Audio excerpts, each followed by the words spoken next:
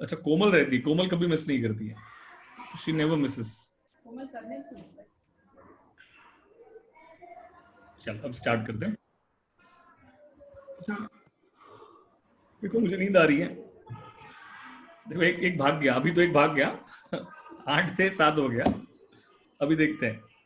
हाँ राहुल, तू भी मिस नहीं करता है, बस वही दिक्कत वही है कि तेरे को मेरी बात कम समझ में आती है। अब पता नहीं क्यों ऐसा है।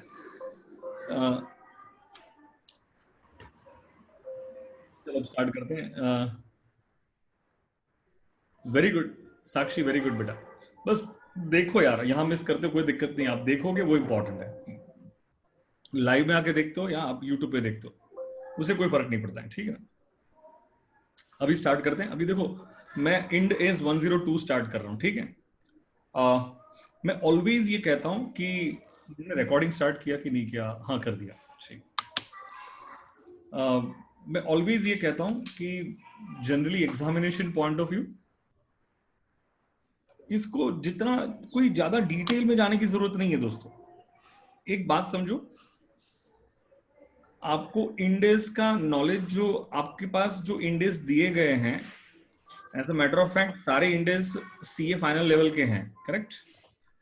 लेकिन हमारी इंस्टीट्यूट की एक्सपेक्टेशंस के अकॉर्डिंग मैं ऑलवेज ये कहता हूं, मैंने लास्ट अटेम्प्ट में यही कहा था, और बहुत से बच्चों ने मेरी बात सुनी भी थी, नहीं भी सुनी थी। और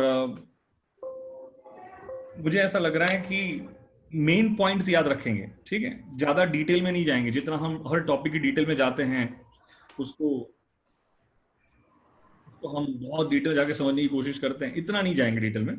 मेन मेन पॉइंट्स याद रखेंगे, जैसे मैंने अकाउंटिंग स्टैंडर्ड 26 में बताया था कि मेन मेन पॉइंट्स याद रखो। इंडेस 113 में मेन मेन पॉइंट्स याद रखवाए थे, उतना ही करेंगे जितना मुझे ऐसा लग रहा है कि आपके स्टडी मटेरियल के पॉइंट ऑफ व्यू इतना सफिशिएंट है। उससे ज्यादा नहीं करेंगे बेटा, ठीक है। तो अब मैं स्टार्ट कर रहा हूँ इंडेस 102। मैंने आई थिंक ऑलरेडी ग्रुप पे ये पीडीएफ शेयर कर दी है। आई थिंक पीडीएफ शेयर कर दी है, नहीं होगा तो मैं वापस कर दूंगा, ठीक है। आप मुझे बता देना। हाँ अथर्व, तू भी आता है, sorry Atharva, I am sorry, I am sorry Atharva. लेकिन जब 2 जन थे ना तब तू नहीं था बेटा, इसीलिए तेरी याद नहीं आई मुझे, ठीक है। ओके।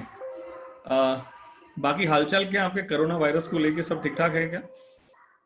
एनी अपडेट की कब से ये कॉलेज कब से स्टार्ट होने वाले, किसी कोई अपडेट है क्या?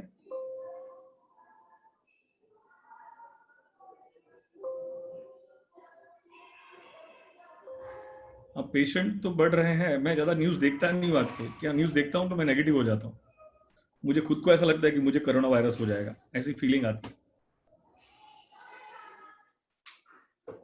तो मिल रहे हैं कोरोना पॉजिटिव। अच्छा तू प्रयागराज से है क्या? प्रयागराज नाम तो सुना है उन्हें, Prayagraj, Triveni Sangam. Triveni Sangam. Sir first and second years को प्रमोट कर दिया,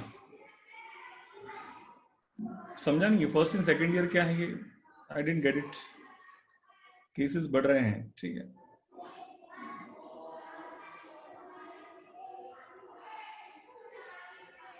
ओके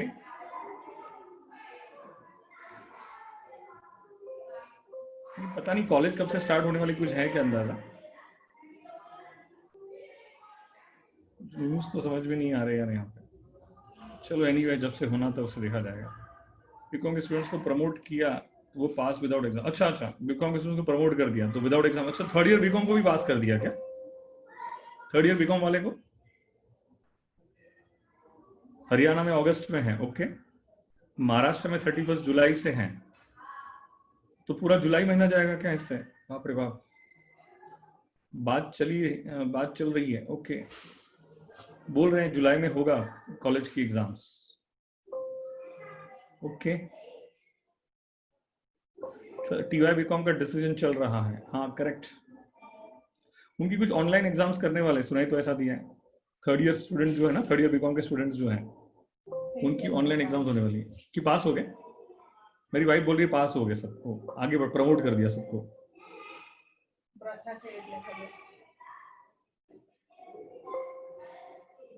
अब मुझे महाराष्ट्र में ही लग रहा है ऐसा, बाकी पता डिसीजन चल रहा है। काश आपको भी पास कर दे बेटा, है कि नहीं, ऐसा कोई नोटिफिकेशन आ जाए आप चले गए प्रोफेशनल में, एग्जीक्यूटिव की जरूरत नहीं है।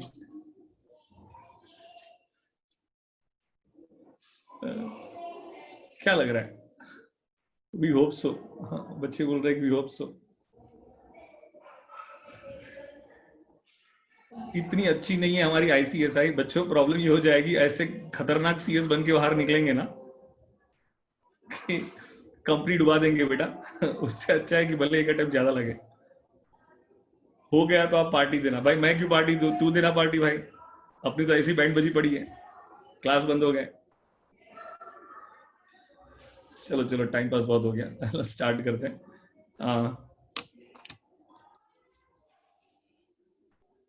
हाँ जैसे अपना इंस्टीट्यूट है भाई, अपना ही है, अपना मानो तो अपना है।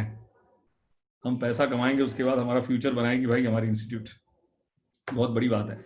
Let's start now, let's begin. Ind AS 102 share based payment. मैंने कल भी आपको बताया था कि जनरली हम शेयर बेस्ड पेमेंट पढ़ते क्यों है, तो उसका लॉजिक मैंने यहाँ पे लिखा हुआ है कि शेयर बेस्ड पेमेंट मतलब ये टॉपिक पढ़ने के पीछे मेन ऑब्जेक्टिव ये है, why share based payment, main objective of this that company want to reduce employee turnover ratio।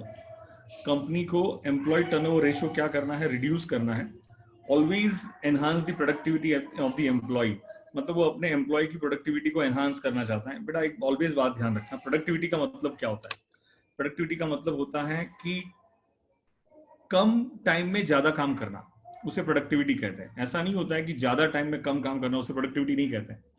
तो बेटा जब आई थिंक मैंने कहा था ना कि आपका मोर और लेस जो मैंने कल टॉपिक पढ़ाया था, मैंने sufficient number of question solve करा दिए हैं। मैं आपको गारंटी के साथ कह सकता हूं कि उसके बाहर कुछ नहीं आएगा। इतने क्वेश्चंस तो बहुत ज्यादा हो गए, उसके बाहर कुछ नहीं आने वाला है। और आपका कंपनी लॉ वाला पोर्शन एकदम क्लियर होना चाहिए, तो उनसे लेकर आपके ईसॉप में कुछ उसके बाहर आने वाला नहीं है। आपके स्टडी मटेरियल में गिन के क्वेश्चन दिया हुआ है, ओनली 1 क्वेश्चन इज गिवन। तो considering this I would request you कि उसको अच्छी तरह से करोगे। आज का इंड इज 102 उसी के लाइन पे है।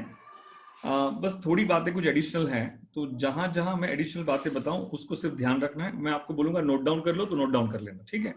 एक हाफ पेज में मैं इंपॉर्टेंट पॉइंट्स लिखवा दूंगा, उतने ही पॉइंट्स याद रखने हैं, उससे ज्यादा पॉइंट्स याद रखने की जरूरत नहीं है। Is that clear? ओके। तो सबसे पहला क्वेश्चन ये रेज होता है, why share based payment? Share based payment क्यों?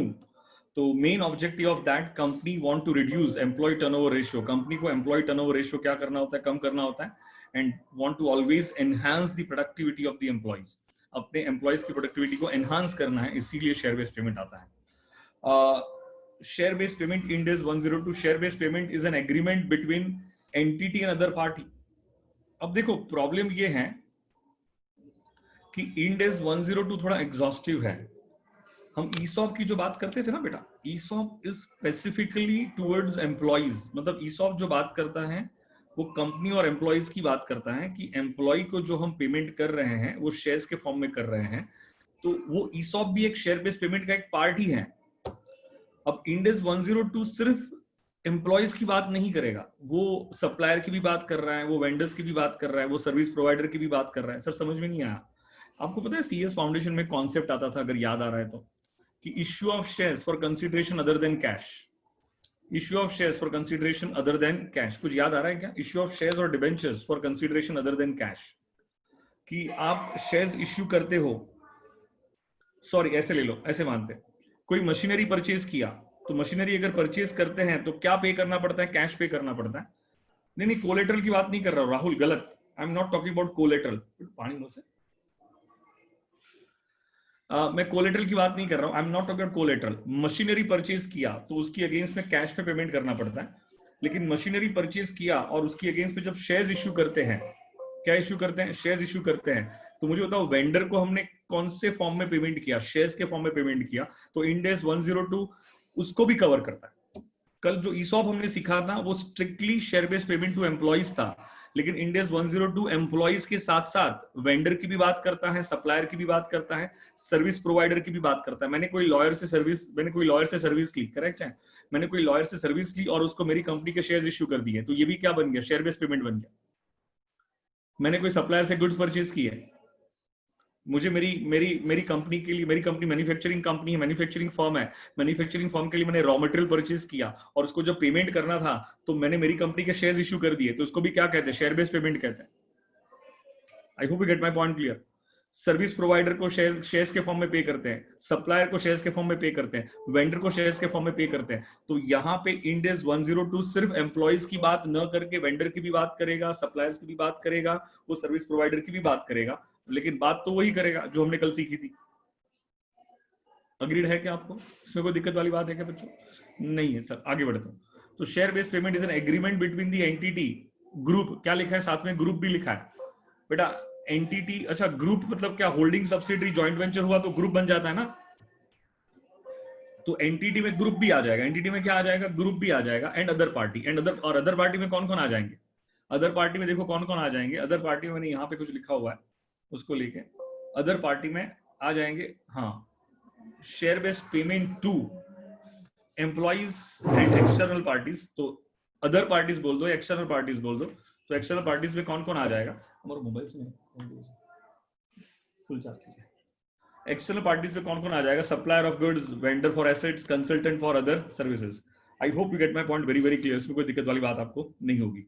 कोई कंफ्यूजन है क्या बेटा इसमें? कंफ्यूजन तो पूछोगे, मैं सिर्फ जितना बताऊंगा उतना ही सुनना है, समझना है, बहुत ज्यादा डिटेल में नहीं जाएंगे, हम ओवरऑल बातों को, टर्म्स को समझने की कोशिश करेंगे।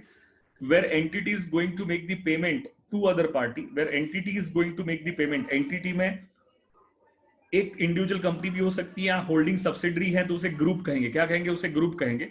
where entity is going to make the payment to other party in cash or other assets, in cash or other assets, तो बेटा इसे क्या कहते हैं, शेयर बेस्ड पेमेंट कहते हैं। where cash or other assets are based on equity instruments, मतलब वो कैश और अदर एसेट्स जो होगा वो किस पे बेस्ड होगा, इक्विटी इंस्ट्रूमेंट्स पे बेस्ड होगा। सुनोगे मेरी बात को ध्यान से,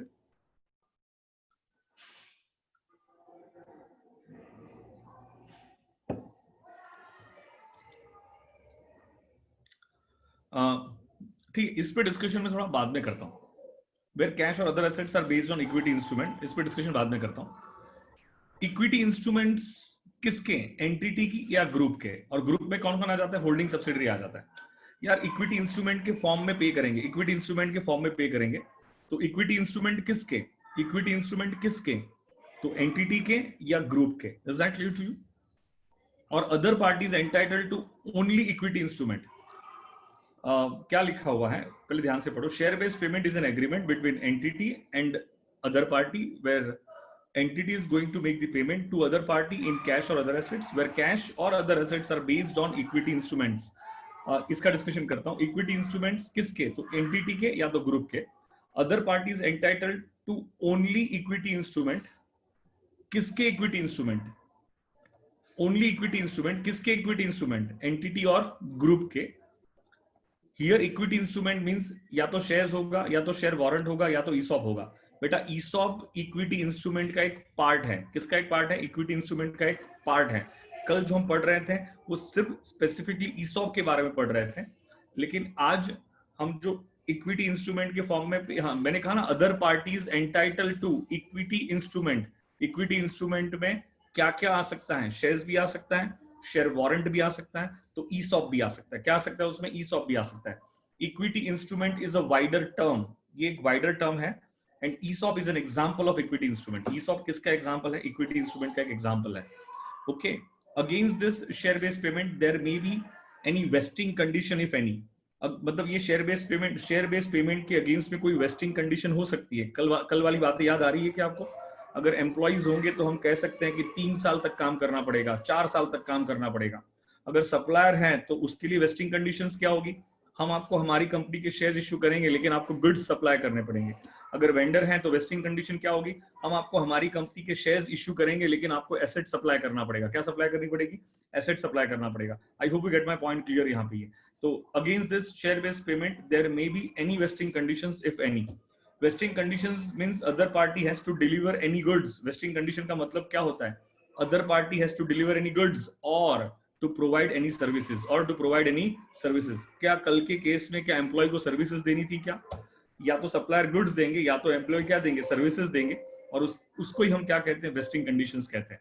वापस एक बार डेफिनेशन रीड कर लो। Share based payment is an agreement between entity or group and other party where entity is going to make the payment to other party in cash or other assets, where cash or other assets are based on equity instruments। वो cash और other assets किस पे base रहेगा? Equity instrument पे base रहेगा।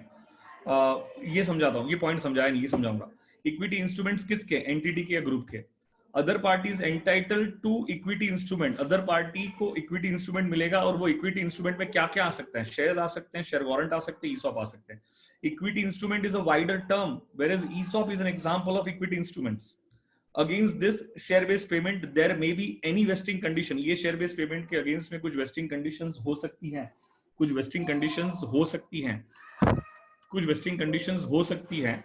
तो बताओ wasting conditions में क्या होगा? अदर पार्टी को या तो गुड्स डिलीवर करने होंगे या तो सर्विसेज प्रोवाइड करनी होगी। कोई दिक्कत वाली बात है तो पूछो मुझे फटाफट। समझ में आया कि नहीं आया? हाँ जी, चलो वेरी गुड। चलो good, very very good. Share based payment में, हाँ, शेयर बेस्ड पेमेंट के आउट ऑफ स्कोप में क्या क्या आता है? मतलब जो शेयर बेस्ड पेमेंट के स्कोप में नहीं आता है, मतलब उसके दायरे में नहीं आता है, which doesn't come within the purview of share based payment। तो contracts with share holder of entity in capacity of share holders, ध्यान से सुनना। Contract with share holder, contract with share holder किसके? एंटिटी के, in capacity of share holder. अगर आप share holder के साथ कॉन्ट्रैक्ट करते हो in the capacity of share holder, example में आ जाएंगे bonus shares, right shares. Example में क्या आ जाएंगे? Bonus shares, right shares, correct है। अगर आप एग्जाम्पल में क्या आ जाएंगे? बोनस शेयर्स आ जाएंगे, राइट शेयर्स आ जाएंगे। तो सुनोगे मेरी बात को ध्यान से। अगर आप शेयर होल्डर के साथ शेयर होल्डर की कैपेसिटी में कॉन्ट्रैक्ट करते हो, अगर हम एग्जिस्टिंग इक्विटी शेयर होल्डर्स को बोनस शेयर्स इश्यू करते हैं, तो ये भी तो एक शेयर बेस्ड पेमेंट हुआ, करेक्ट है ना? उसको राइट शेयर्स इश्यू करते हैं तो ये भी तो एक शेयर बेस्ड पेमेंट हुआ। लेकिन ये इंड एज 102 के दायरे में नहीं आता है, मतलब ये it doesn't come with in the purview of, scope में नहीं आता है, इसीलिए इसको इग्नोर करना है। ऐसे क्वेश्चंस आ सकते हैं, ये ध्यान रखना है, ये आपको ध्यान रखना पड़ेगा कि शेयर बेस्ड पेमेंट के स्कोप में कौन नहीं आता है। अगर एंटिटी ने अपने ही शेयर होल्डर के साथ कॉन्ट्रैक्ट किया है in the capacity of share holders, bonus shares तो हम एग्जिस्टिंग इक्विटी शेयर होल्डर को ही देते हैं ना, राइट शेयर्स भी हम एग्जिस्टिंग इक्विटी शेयर होल्डर को ही देते हैं, तो वो उसकी कैपेसिटी में नहीं आते, स्कोप में नहीं आते। ठीक है बेटा, ये निकाल दो। ये है ना, मुझे लग रहा है कि अननेसेसरी मैं आपको कंफ्यूज कर दूंगा, इसको देखने की जरूरत नहीं, क्योंकि आपके स्टडी मटेरियल में नहीं दिया, मैंने ऐसे ही ऐड किया था, लेकिन ठीक है निकाल दो उसको। Business combination which is dealt by, ये आपके स्टडी मटेरियल में लिखा हुआ है, which is dealt by Ind AS 103। आपको पता है बिजनेस कॉम्बिनेशन क्या होता है? Anyone knows about business combination? इसे अमालगमेशन कहते हैं। क्या कहते हैं इसे? अमालगमेशन कहते हैं, या तो उसे एब्जॉर्प्शन कहते हैं। इसे अमालगमेशन कहते हैं या तो उसे एब्जॉर्प्शन कहते हैं। मुझे बताओ, एक्स ने वाई को अक्वायर किया, एक्स कंपनी ने वाई कंपनी को अक्वायर कर लिया। एक्स कंपनी ने क्या कर लिया? वाई कंपनी को अक्वायर कर लिया। इसका मतलब ये होता है कि वाई कंपनी अपनी सारी एसेट्स और लायबिलिटीज, वाई कंपनी अपनी सारी एसेट्स और लायबिलिटीज किसको ट्रांसफर कर रही है? एक्स कंपनी को ट्रांसफर कर रही है। किसको ट्रांसफर कर रही है? एक्स एंड कंपनी को ट्रांसफर कर रही है। वाई कंपनी अपनी सारी एसेट्स और लायबिलिटीज किसको ट्रांसफर कर रही है? एक्स एंड कंपनी को ट्रांसफर कर रही है। तो मुझे बताओ, वाई कंपनी को हम कहेंगे ट्रांसफरर कंपनी, क्या कहेंगे उसे? Transferor company. और एक्स कंपनी को हम कहेंगे ट्रांसफरी कंपनी। तो ये सिचुएशन में बहुत बार ट्रांसफरी कंपनी ट्रांसफरर कंपनी को पेमेंट करती है in the form of shares. कौन से फॉर्म में पेमेंट करती है? In the form of shares. Common sense apply करके बताओ, अगर एक्स कंपनी वाई कंपनी की सारी एसेट्स और लायबिलिटीज को परचेज कर रही है, तो ये सिचुएशन को आप अमालगमेशन कह सकते हो, एब्जॉर्प्शन कह सकते हो, करेक्ट है? तो कॉमन सेंस, ये कोई फ्री में तो ट्रांसफर नहीं करेगा ना, उसके अगेंस्ट में कुछ तो लेगा। कुछ तो पेमेंट लेगा, और ये एक्स कंपनी जो पेमेंट कर रही है कौन से फॉर्म में कर रही है, शेयर्स के फॉर्म में कर रही है, तो ये भी तो एक शेयर बेस्ड पेमेंट हुआ। लेकिन ये 102 में कवर नहीं होता है, ये कहां पे कवर होता है, इंड एस 103 में कवर होता है, और उसका नाम है बिजनेस कॉम्बिनेशन। याद रखना आ सकता है कि आउट ऑफ स्कोप में क्या क्या है, आउटसाइड स्कोप में क्या क्या है इंड एस 102 के, तो मुझे बताओ विद इन स्कोप में क्या क्या आ जाएगा। एग्रीमेंट विद एम्प्लॉइज, ईसॉप है, इक्विटी इंस्ट्रूमेंट्स और इक्विटी सेटल शेयर, ये समझा रहा हूँ। Equity settle share based payment क्या होता है, cash settle share based payment क्या होता है, ये समझाता हूँ, दोनों समझाता हूँ। एग्रीमेंट विद नॉन एम्प्लॉय, जैसे कि एक्सटर्नल कंसल्टेंट है, सप्लायर ऑफ गुड्स हैं, वेंडर फ्रॉम हुम एंटिटी परचेज एसेट्स, ये सारे जो हैं ये सब किसके दायरे में आते हैं, ये किसके स्कोप में आते हैं, ये 102 के स्कोप में आते हैं, ये 102 के स्कोप में आते हैं। यहाँ पे कोई डाउट है तो पूछोगे, यहाँ पे कोई डाउट है तो पूछोगे। मैंने 2 पॉइंट छोड़ दिए हैं यहाँ पर, और ऊपर 1 पॉइंट छोड़ा हुआ है, इसका बाद में डिस्कशन करता हूँ, इसका बाद में डिस्कशन करता हूँ। यहाँ तक कोई एक्सेप्ट दिस 3 पॉइंट्स, अगर कोई डाउट है तो पूछोगे फटाफट। Okay clear. ESOP conditions in agreement, एक तो वेस्टिंग कंडीशंस होती है, कौन सी कंडीशंस होती है, वेस्टिंग कंडीशंस होती है, एक कौन सी कंडीशंस होती है, वेस्टिंग कंडीशंस होती है।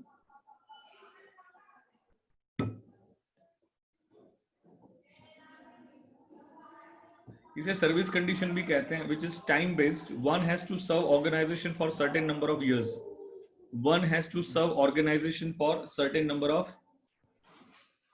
ऑफ इयर्स, तो इसे सर्विस कंडीशन कहते हैं। दूसरी कंडीशन आती है परफॉर्मेंस कंडीशन। मतलब इंड एस 102 क्या कहता है कि सिर्फ सर्विस कंडीशन नहीं चलेगी। कल के ईसॉप में देखना हमने क्या बोला था कि 3 साल काम करोगे तो हम आपको हमारी कंपनी के शेयर्स देंगे, तो वो कौन सी कंडीशन होगी, सर्विस कंडीशन होगी। करेक्ट है, ये कौन सी कंडीशन होगी, सर्विस कंडीशन होगी। लेकिन इंड एस 102 कहता है कि नहीं, सर्विस कंडीशन के साथ साथ परफॉर्मेंस कंडीशन भी चाहिए। अरे सिर्फ काम करने से नहीं चलेगा, कुछ टारगेट भी अचीव करना पड़ेगा। क्या अचीव करना पड़ेगा, कुछ टारगेट भी अचीव करना पड़ेगा। समझ रहे हो मेरी बात को, मैं क्या बोल रहा हूँ।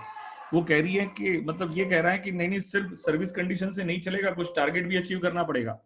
बेटा ऑलवेज जब आप सीएस बन के काम करने जाओगे ना, तो आपको भी कुछ टारगेट्स दिए जाएंगे बेटा, आपको भी कुछ टारगेट्स दिए जाएंगे, तो टारगेट्स अचीव करना होता है बेटा। जैसे कि मैं 2007 की अगर मैं बात करूँ ना, I used to work for one marketing company.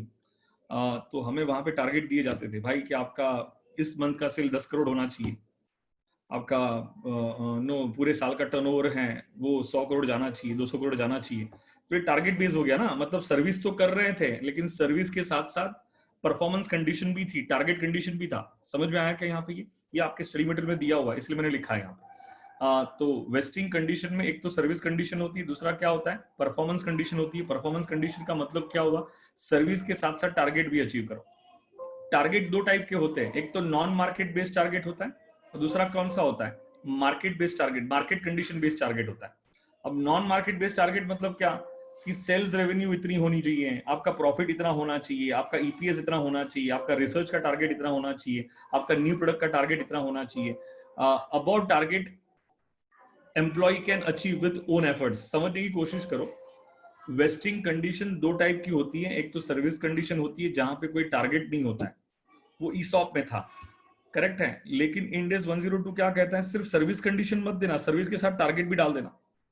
और टारगेट 2 टाइप के होते हैं, एक तो नॉन मार्केट बेस्ड होते हैं। नॉन मार्केट बेस्ड मतलब क्या, मुझे बताओ, क्या हम एम्प्लॉय को टारगेट दे सकते हैं कि नहीं दे सकते, कि हमारा इस साल का सेल्स इतना होना चाहिए, इतना अचीव करना ही पड़ेगा, तो ये टारगेट हो गया। वो मार्केट बेस्ड नहीं है, ये एम्प्लॉय अपने एफर्ट से अचीव कर सकता है। एम्प्लॉयज अगर मेहनत से काम करे, डेडिकेशन से काम करे, इन्वॉल्व होके काम करे, तो ये अचीव हो सकता है। क्या हम उसे प्रॉफिट का टारगेट दे सकते हैं कि नहीं दे सकते, ऑफ कोर्स दे सकते हैं। क्या हम कह सकते हैं कि इतना प्रॉफिट अचीव करना ही पड़ेगा, हम कह सकते हैं इतना ईपीएस अचीव करना ही पड़ेगा। हम रिसर्च वालों को टारगेट दे सकते हैं कि आपको ये रिसर्च कंप्लीट, कोरोना वायरस चल रहा है तो आपको ये 2 महीने के अंदर कोरोना वायरस की रिसर्च को कंप्लीट करना ही पड़ेगा। कोई नए प्रोडक्ट का भी टारगेट दे सकते हैं, क्या हमें कोई नई प्रोडक्ट लॉन्च करनी है, हमें कोई नई प्रोडक्ट लॉन्च करनी है। अभी देखो ना, कोरोना वायरस की वजह से पीपी किट बराबर है, तो ये मार्केट में लॉन्च हो गई, लेकिन जब लॉन्च हुई होगी तो उसके पहले कुछ रिसर्च हुआ होगा ना, तो रिसर्च वालों को भी टारगेट दिया होगा कि 5 दिन के अंदर नई प्रोडक्ट बना लो।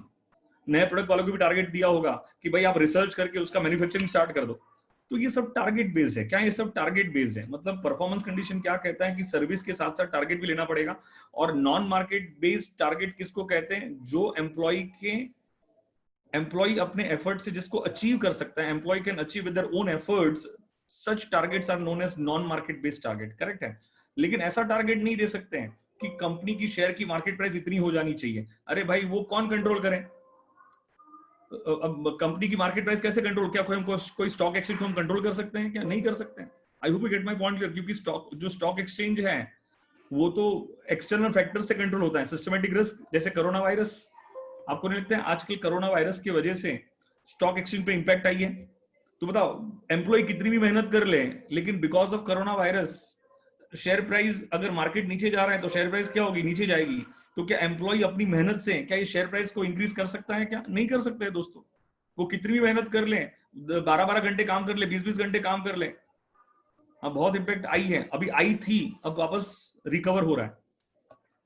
पहले तो बहुत इंपैक्ट आई थी, लेकिन अभी तो it's been recovering a lot, तो काफी सारा रिकवर हो चुका है। मार्केट निफ्टी एक पर 7,500 पे चला गया था, आज 10,000 क्रॉस कर चुका है, 10,000 क्रॉस कर चुका है। तो I think it has been improved a lot. काफी अच्छी अच्छी कंपनी के शेयर्स बहुत ही लोअर प्राइस पे मिल रहे थे उस टाइम पे। रिलायंस 880 हो गया था उस टाइम पे, मार्च की बात करूं, मार्च एंड की बात करूं, और अभी रिलायंस चल रहा है 1600 चल रहा है। तो सीधा डबल हो गया रिलायंस, और रिलायंस राइट इश्यूज भी लेके आया, ऐसा था। ठीक है, एनीवे, तो आपको ये परफॉर्मेंस कंडीशन समझ में आई कि यहाँ पे एक नॉन मार्केट बेस्ड होती है, दूसरा क्या होता है मार्केट बेस्ड कंडीशंस होती है। जो एम्प्लॉय, क्या एम्प्लॉय मार्केट प्राइस को कंट्रोल कर सकता है? ऑफ कोर्स, कितनी भी मेहनत कर ले वो मार्केट प्राइस को कंट्रोल नहीं कर सकता है। मैंने ये एग्जांपल लेके समझा दिया आपको। आगे बढ़ते हैं। एक वेस्टिंग कंडीशन होती है, इंडेक्स 102 क्या कहता है? एक वेस्टिंग कंडीशन है। तो दूसरी कौन सी कंडीशन है? नॉन वेस्टिंग कंडीशन है। कौन सी कंडीशन है? नॉन वेस्टिंग कंडीशन है। सर ये क्या होता है? देखो, कल वाले एग्जांपल में मैं क्या ले रहा था, याद करो। मैं कह रहा था कि 3 साल काम करने के बाद आपको हम हमारी कंपनी के 1,000 रुपीज के शेयर्स आपको 100 रुपीज में दे देंगे। कितने में दे देंगे? हम आपको 100 रुपीज में दे देंगे 3 साल के बाद। मान के चलो 3 साल के बाद वो एम्प्लॉइज ने वो ऑप्शंस एक्सरसाइज कर लिए। क्या कर लिए? एक्सरसाइज कर लिए। अब समझ में आता होगा ये सब टर्म्स आपको। वो एम्प्लॉइज ने ऑप्शन को क्या कर लिया? एक्सरसाइज कर लिया। तो मेरा क्वेश्चन आपसे ये है मेरे दोस्तों, कंपनी ने एक और कंडीशन डाल दी। क्या कंडीशन डाल दी? कि आप ऑप्शन एक्सरसाइज करने के बाद ये शेयर्स को 3 साल तक मार्केट में बेच नहीं पाओगे। लॉक इन कंडीशन डाल दी। कौन सी कंडीशन डाल दी? Lock in condition. Lock in मतलब लॉक कर दिया कि आप शेयर्स को 3 साल तक मार्केट में नहीं बेच सकते हो। इसे नॉन वेस्टिंग कंडीशन कहते हैं। कौन सी कंडीशन कहते हैं? इसे नॉन वेस्टिंग कंडीशन कहते हैं। मेरी बात समझ पाए कि नहीं समझ पाए? वेस्टिंग कंडीशन मतलब क्या? तुम्हें कुछ परफॉर्मेंस, तुम्हें क्या करना होगा? सर्विस करनी होगी, सर्विस के साथ परफॉर्मेंस देना होगा, ये वेस्टिंग कंडीशन है। लेकिन वो शेयर बेस्ड पेमेंट होने के बाद भी आप उसको 2 साल 3 साल नहीं बेच पाओगे। Restrictions on transfer of equity instruments post wasting, इसे कहते हैं नॉन वेस्टिंग कंडीशंस। अग्रीड है तो हाँ बोलोगे, नहीं अग्रीड है तो ना बोलोगे, फटाफट।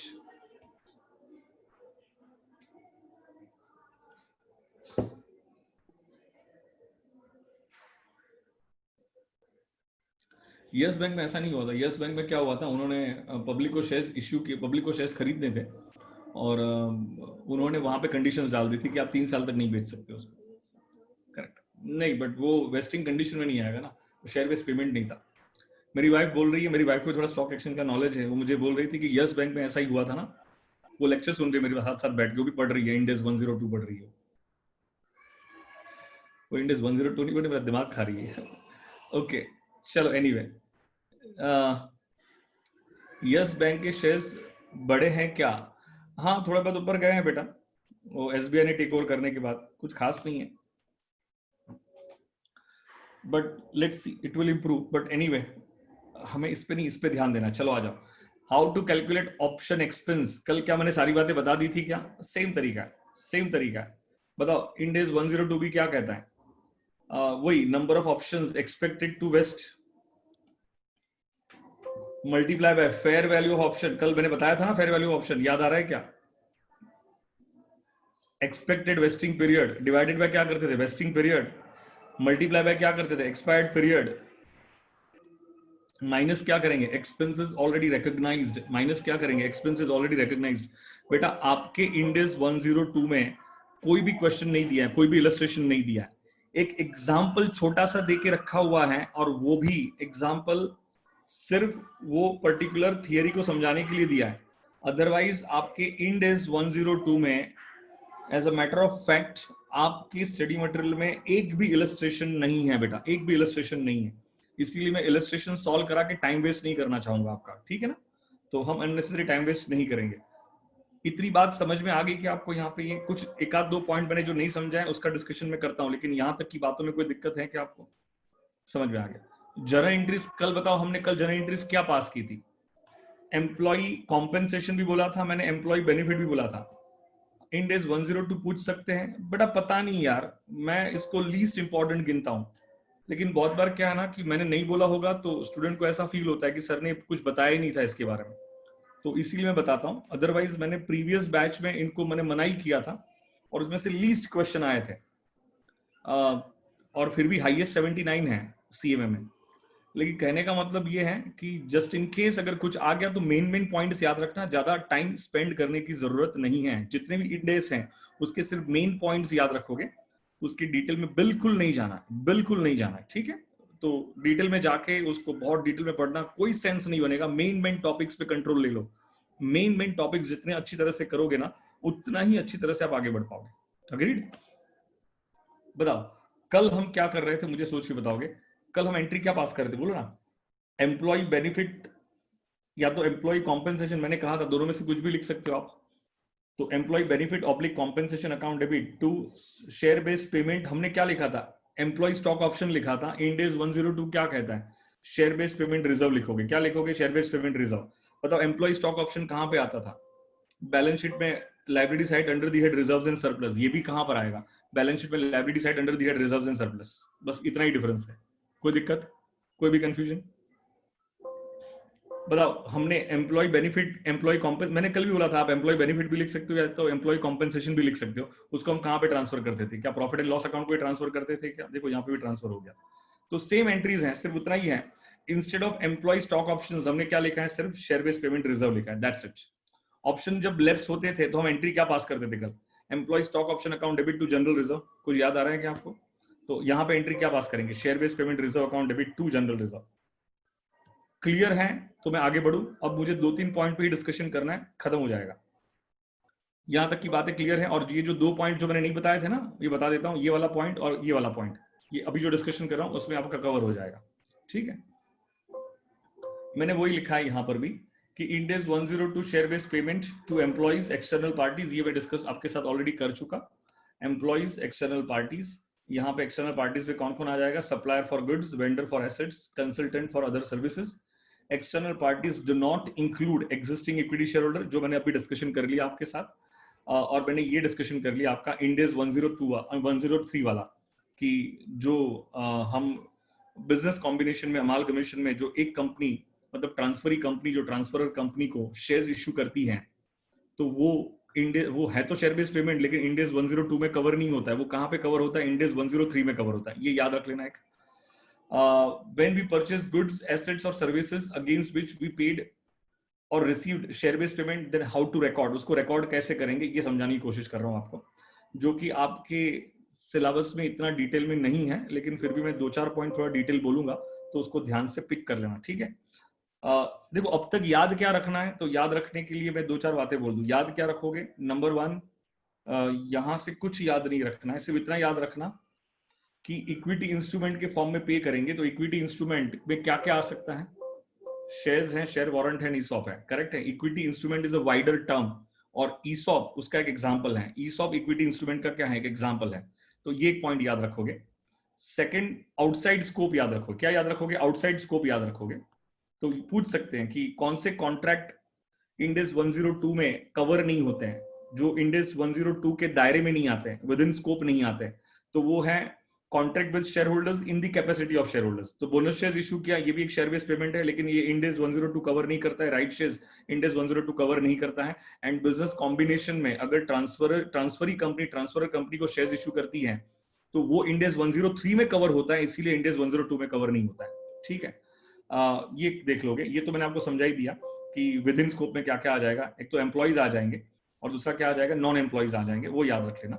वेस्टिंग कंडीशन याद रखना है, service condition plus performance condition. Performance condition में सर्विस प्लस क्या होगा? टारगेट होगा। टारगेट नॉन मार्केट बेस्ड भी होता है और मार्केट बेस्ड भी होता है, ये ध्यान रखना है। नॉन वेस्टिंग कंडीशन याद रखनी है। नॉन वेस्टिंग कंडीशन मतलब क्या कि पोस्ट वेस्टिंग अगर आपने इक्विटी इंस्ट्रूमेंट के ट्रांसफर पे कोई रिस्ट्रिक्शंस अप्लाई कर दिया हुआ है तो उसे नॉन वेस्टिंग कंडीशंस कहते हैं। इतना याद रखोगे बस, दैट्स इट, उससे ज्यादा कुछ याद नहीं रखना।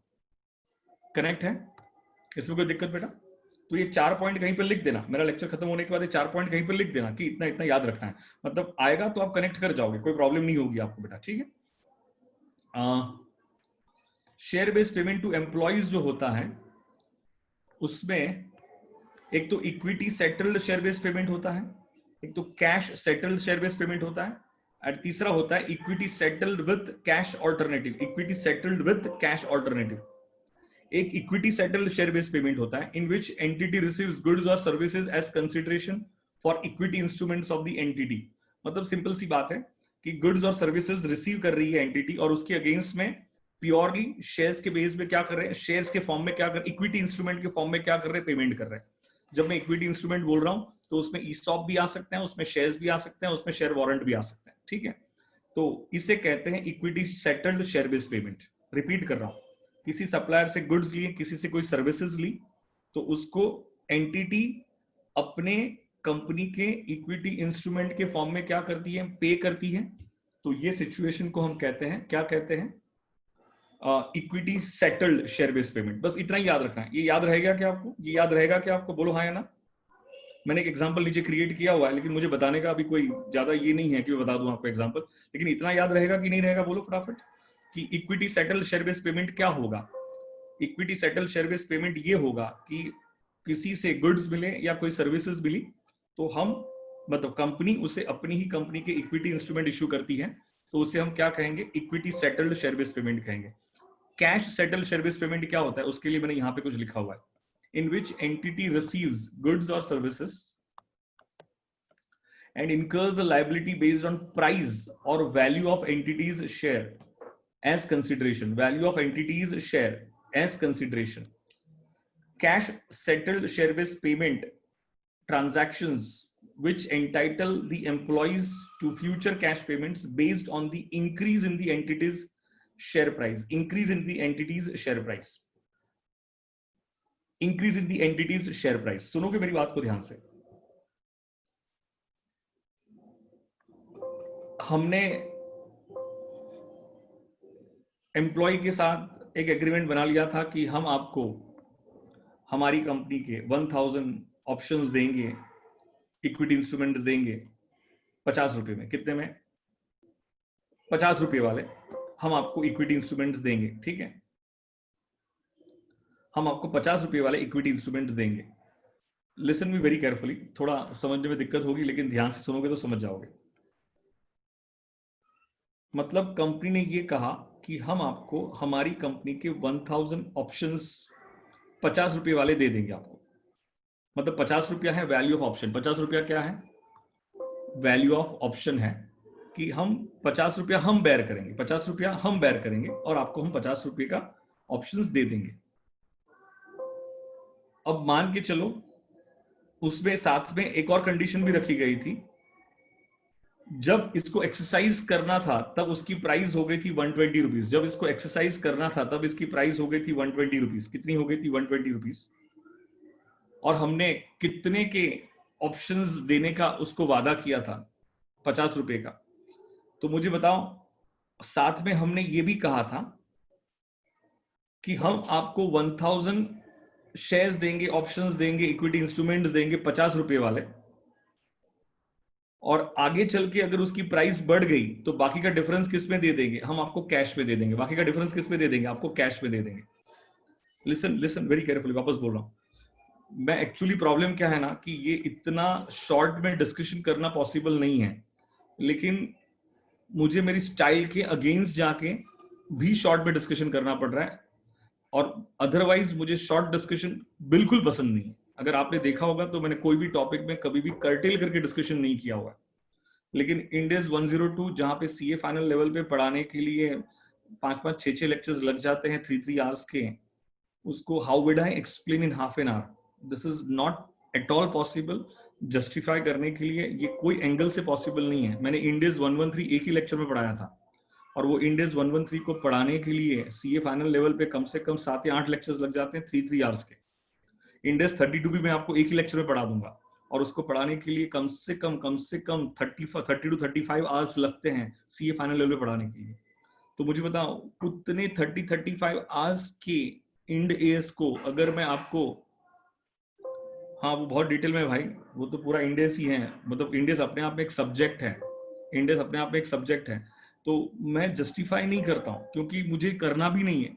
रीजन यह है करना नहीं है, वो नहीं है, ऐसा नहीं है, लेकिन आपकी एग्जाम के लिए कोई मतलब नहीं बनता है मैं कितना डिटेल में बोलूंगा और एट द एंड कोई सेंस ही नहीं है, ठीक है ना। इस वजह से मैं, हो सकता है कि कोई कॉन्सेप्ट में आपको लगे कि सर ने क्या बोल दिया समझ में नहीं आया, लेकिन ऐसा तो मैं नहीं रखूंगा कि समझ में नहीं आया। हम लोगों को चैप्टर में डाला है, हाँ डाला है बेटा, क्या कर सकते हैं ना बेटा, तो वो थोड़ा बहुत जो डाला है वो मैं पढ़ा देता हूँ। इसीलिए बस बात वही थी कि हमने एम्प्लॉय से ये कहा था कि हम आपको 1000 इक्विटी इंस्ट्रूमेंट देंगे 50 रुपये वाले, मतलब आप हमसे 50 रुपये वाले इक्विटी इंस्ट्रूमेंट लेके जाना। अगर उसकी शेयर प्राइस इंक्रीज हो गई, अगर उसकी शेयर प्राइस इंक्रीज हो गई तो बाकी का डिफरेंस हम आपको किस में दे देंगे, कैश में दे देंगे। तो मुझे बताओ, मान के चलो जिस दिन पे एक्सरसाइज, मतलब जिस दिन पे ये एक्सरसाइज करना था उस दिन पे शेयर की प्राइस हो गई थी 120 रुपीज, और उसको कितने वाले दिए थे, 50 वाले दिए थे। तो बताओ कितने से प्राइस इंक्रीज हो गई, 70 रुपीज से प्राइस इंक्रीज हो गई। तो 70 मल्टीप्लाई बाय 1000, ये 70,000 जो है वो किस में सेटल कर देंगे, कैश में सेटल कर देंगे। इसीलिए ऐसे टाइप के शेयर बेस्ड पेमेंट को हम क्या कहते हैं, cash settled share based payment कहते हैं। क्या कहते हैं, cash settled share based payment कहते हैं। या तो उसका एक और अच्छा सा नाम है शेयर एप्रिसिएशन राइट्स। क्या कहते हैं उसको, शेयर एप्रिसिएशन राइट्स। 50 रुपये में डील फाइनल हुआ था और हमने कहा था 50 रुपये में डील फाइनल हुआ है, लेकिन अगर 50 रुपये से शेयर प्राइस ऊपर हो, 50 रुपये से भी अगर शेयर प्राइस ऊपर चली जाती है तो जो डिफरेंस है वो हम आपको किस में दे देंगे, कैश में दे देंगे। तो इस टाइप के शेयर बेस्ड पेमेंट को हम क्या कहते हैं, cash settled share based payment कहते हैं, या तो उसे हम कहते हैं शेयर एप्रिसिएशन राइट्स। अगर आपके शेयर में कोई अप्रिसिएशन हो रहा है, एप्रिसिएशन हो रहा है, तो उसका राइट्स हम आपको देंगे। तो this is nothing but cash settled share based payment. क्या लिखा हुआ है, payment will be in the form of cash but calculation will be based on share price. Calculation कौन सी प्राइस के बेस पे होगा, शेयर प्राइस के बेस पे होगा। अगर इसको याद नहीं रखना है तो इट्स ओके, इसको याद रखने की जरूरत नहीं है। इतना याद रखना, पेमेंट किसके फॉर्म में करेंगे, कैश के फॉर्म में करेंगे, लेकिन उसका जो कैलकुलेशन होगा वो किसके बेस पे होगा, शेयर प्राइस के बेस पे होगा। क्या हमने यहाँ पे जो कैलकुलेशन किया था, क्या वो शेयर प्राइस के बेस पे कैलकुलेशन किया था क्या। तो ऐसे पेमेंट को हम क्या कहते हैं, cash settled share based payment कहते हैं। मैं क्या याद रखना, ये 3 पॉइंट बताता हूं। एक तो equity settled share based payment, यहां पे कोई दिक्कत ही नहीं है। किसी सप्लायर से गुड्स परचेज किए या किसी से सर्विसेज ली तो उसको अपनी कंपनी के इक्विटी इंस्ट्रूमेंट दे दो, बात खत्म करो। तो इसे कहते हैं equity settled share based payment. कोई दिक्कत है सर, कोई दिक्कत नहीं है। सेकंड है cash settled share based payment. Payment कौन से फॉर्म में होगा, कैश में होगा, लेकिन वो कैश का जो कैश, मतलब कितना कैश देना है वो डिसाइड किससे करेंगे, शेयर प्राइस से करेंगे। इसीलिए उसको क्या कहते हैं, cash settled share based payment कहते हैं। क्या कहते हैं उसको, cash settled share based payment कहते हैं। थर्ड वाला है equity settled with cash alternative. Partly equity instrument के फॉर्म में पे करेंगे, पार्टली कौन से फॉर्म में पे करेंगे, कैश के फॉर्म में पे करेंगे। तो ऐसे सेटलमेंट को हम क्या कहते हैं, equity settled with cash alternative. Equity settled with cash alternative. मैंने आपको देखो ना यहां पे ये 2 बातें नहीं बताई थी, वो बातों का डिस्कशन मैंने कर लिया। ये रहा equity settled share based payment, क्या इसका डिस्कशन हो गया, क्या मैंने बोला ना बाद में बताता हूँ। Cash settled share based payment, क्या इसका डिस्कशन अभी हो गया क्या यहाँ पे, कोई दिक्कत वाली बात है क्या बच्चों आपको यहाँ पे, कि समझ में आ गया। आई hope you do get my point very clear. अरे बताओ फटाफट, समझ में आया तो हाँ बोलोगे। मैंने ये एग्जाम्पल इसलिए लिया ना अथर्व, यहाँ पे मेरी बात सुन। एम्प्लॉयज को हमने कहा कि हम आपको 50 रुपये के इंस्ट्रूमेंट देंगे, ठीक है, लेकिन अगर आगे चल के उसकी प्राइस बढ़ गई तो हम आपको कैश में दे देंगे। किस में दे देंगे, वो जो इंक्रीज वाला है वो हम आपको कैश में पेमेंट कर, उसका हम पेमेंट कैश में कर देंगे। तो बताओ, इसीलिए तो उसे शेयर एप्रिसिएशन राइट्स कहते हैं। क्या कहते हैं उसे, शेयर एप्रिसिएशन राइट्स कहते हैं। कि मतलब आगे चल के अगर शेयर की प्राइस इंक्रीज हुई तो हम आपको कैश के फॉर्म में पेमेंट कर देंगे। किसके फॉर्म में पेमेंट कर देंगे, कैश के फॉर्म में पेमेंट करेंगे। आज तो 50 रुपए पे डील हमने फाइनलाइज किया था, लेकिन अगर प्राइस इंक्रीज हो रही है तो वो जो डिफरेंस वाला अमाउंट है वो हम आपको कौन से फॉर्म में दे देंगे, क्योंकि 50 रुपए की तो सर्विसेज ले लेंगे ना, 50 रुपए की क्या ले लेंगे, वैल्यू ऑफ ऑप्शन की क्या लेते हैं, सर्विसेज ले लेते हैं। तो बाकी ऊपर उसके ऊपर अगर प्राइस इंक्रीज हुआ तो वो हम आपको कैश में पे कर देंगे। तो ये एक एग्जांपल था। अथर्व समझ में आया क्या बेटा यहाँ पे तुझे? ओके, तो ये 3 बात याद रखनी है। अंदर डिटेल में नहीं जाना है, डिटेल को खरीदने की जरूरत नहीं है, डिटेल में बिल्कुल जाना नहीं है। बताओ शेयर बेस्ड पेमेंट, यहां पे ये तो सब मैंने पहले भी डिस्कशन कर लिया। शेयर बेस्ड पेमेंट एम्प्लॉइज को भी होता है, एक्सटर्नल पार्टीज का भी होता है, ये सब मैंने डिस्कशन कर लिया, ये सब याद रखोगे, ठीक है। एक्सटर्नल पार्टीज में क्या मतलब, मैंने outside scope, with in scope सब डिस्कशन कर लिया आपके साथ, ठीक है। अब डिस्कशन किया, अब क्या याद रखना है वो बता देता हूँ। Equity settle share based payment समझ में आ गया, cash settle share based payment याद रखोगे, बस डिटेल में जाने की जरूरत नहीं है। Equity settle with cash alternative, equity भी रहेगा या तो कैश भी रहेगा या तो दोनों कंबाइन भी रह सकता है, ठीक है, तो उसे कहते हैं equity settle with cash alternative.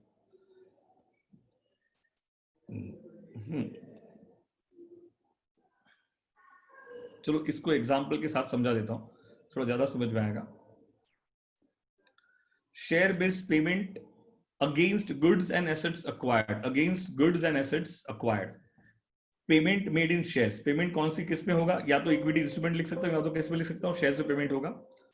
तो जब शेयर्स में पेमेंट होगा तो इनिशियल रिकॉर्डिंग जो करेंगे, इनिशियल अकाउंटिंग करेंगे, वो कौन सी प्राइस पे करेंगे, फेयर वैल्यू पे करेंगे। मैं एग्जांपल के साथ समझाऊंगा, ज्यादा समझ में आएगा। Goods and assets shall be initially recognized at fair value of such goods and assets। ठीक है, ये पैरा मैं बाद में रीड करता हूं, पहले एग्जांपल समझा देता हूं। ये पैरा को बाद में रीड करता हूं, पहले एग्जांपल समझा देता हूं। Purchase raw material from a supplier, payment made by issue of equity shares. Payment जो किया गया वो इक्विटी शेयर्स के फॉर्म में किया गया।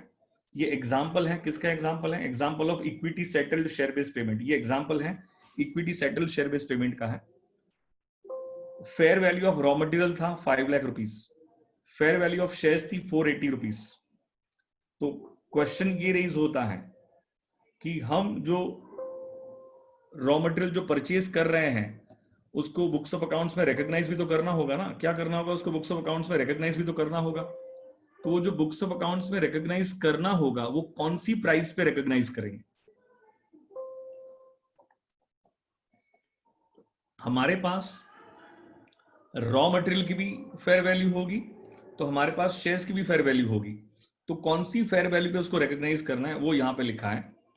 Always first priority will be fair value of goods. मतलब जो आप रिकॉग्नाइज करोगे तो उसमें फर्स्ट प्रायोरिटी क्या ली जाएगी, फेयर वैल्यू ऑफ गुड्स की ली जाएगी। Just in case for any reason fair value of goods is not available, then take the fair value of shares. तो आप किसकी फेयर वैल्यू लोगे, शेयर्स की फेस वैल्यू ले सकते हो। सर बात ही समझ में नहीं आ रही, आप क्या समझाने की कोशिश कर रहे हो? एक मिनट में जरा चार्जिंग में लगा दूं मेरा। अरे यार,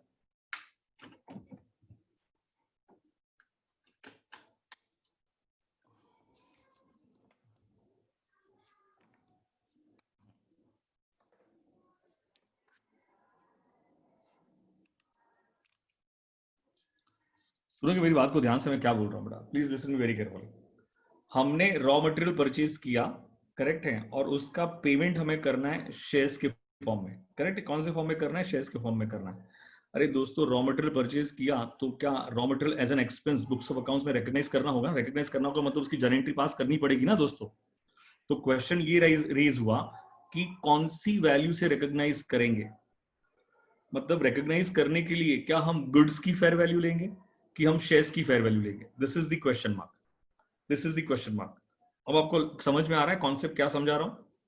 कॉन्सेप्ट ये समझा रहा हूं कि आप किसी सप्लायर से गुड्स परचेस करते हो और उसको अपनी कंपनी के इक्विटी इंस्ट्रूमेंट के फॉर्म में पे करोगे।